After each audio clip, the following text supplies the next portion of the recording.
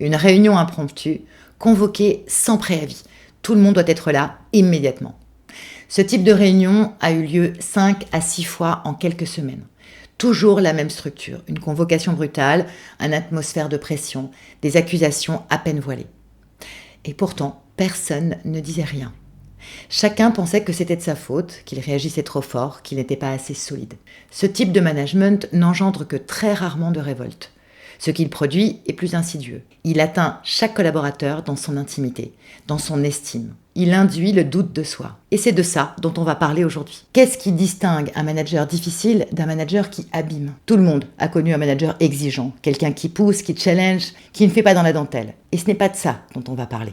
La différence n'est pas dans l'intensité, elle est dans les faits. Un manager difficile vous met sous pression. Celui dont je parle vous fait douter de votre réalité. C'est là que tout se joue. Ce qu'il fait est difficile à nommer, précisément parce que chaque acte pris isolément semble anodin. Une réunion convoquée en urgence, ça arrive. Des règles qui changent, ça arrive aussi. Ce n'est qu'en les voyant ensemble, dans leur répétition, dans leur cohérence, qu'on commence à voir la situation se dessiner. Le mode opératoire. Ce type de management repose sur plusieurs leviers. En voici 3, les plus importants. Le premier, des situations imprévisibles. Les convocations sans préavis, les règles qui changent, les décisions qui se contredisent. L'objectif n'est pas l'efficacité. C'est de maintenir les gens dans un état d'alerte permanent. Un collaborateur épuisé à anticiper ne peut pas penser clairement. La deuxième, c'est l'isolement. On interdit les contacts avec la hiérarchie, on crée des factions dans l'équipe, on fait en sorte que chacun se sente seul face à la situation et donc incapable d'en évaluer la réalité avec quelqu'un d'autre. Le troisième, c'est la déformation. Les propos sont sortis de leur contexte, reformulés, retournés. La présidente a dit qu'il faudrait vous licencier, alors que cette question avait été posée pour comprendre la position du manager, pas pour valider une décision. Quand on reformule assez longtemps, les gens finissent par ne plus savoir ce qui est vrai. Pourquoi c'est si difficile de voir ce qui se passe de l'intérieur ?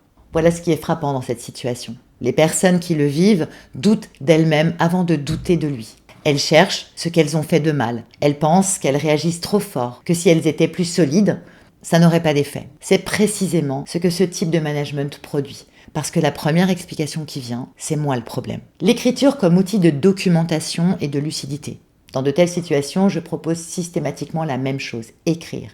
Pas pour se plaindre, pas nécessairement pour envoyer quoi que ce soit à qui que ce soit, pour documenter. Écrire à chaud ce qui s'est passé, les faits. Les phrases exactes, le contexte, pas d'interprétation, des faits. Le 8 janvier, lors d'une réunion de 2 heures, il a dit ceci, il a fait allusion à cela, les personnes présentes étaient celles-ci. Cet exercice fait 2 choses simultanément. Il crée une trace concrète, datée, précise. Si la situation évolue vers une procédure, cette trace a de la valeur. Mais même si elle n'évolue pas, elle existe. Cet exercice brise l'isolement intérieur. Parce que lorsque l'on écrit les faits, sans les minimiser, sans les amplifier, on réalise parfois que ce qu'on a vécu était effectivement hors norme. Que ce n'était pas dans votre tête. Que la réalité physique, les nuits sans sommeil, la tension qui monte, les larmes du matin, étaient une réponse normale à quelque chose d'anormal. En quoi faire cet exercice est important ? Ce n'est pas l'écriture qui règle la situation. La situation se règle autrement, par des décisions, des démarches, parfois du temps. Ce que l'écriture règle, c'est le rapport à soi dans cette situation. On cesse de douter de sa propre perception. On devient le témoin fiable de ce qui s'est passé. Et ça, reprendre confiance dans sa propre lecture de la réalité, c'est souvent le premier pas pour agir. Ce réflexe de se remettre en question plutôt que de remettre en question ce qu'on nous a fait subir ne concerne pas uniquement les situations extrêmes. Il concerne toutes les relations professionnelles où le rapport de pouvoir est déséquilibré.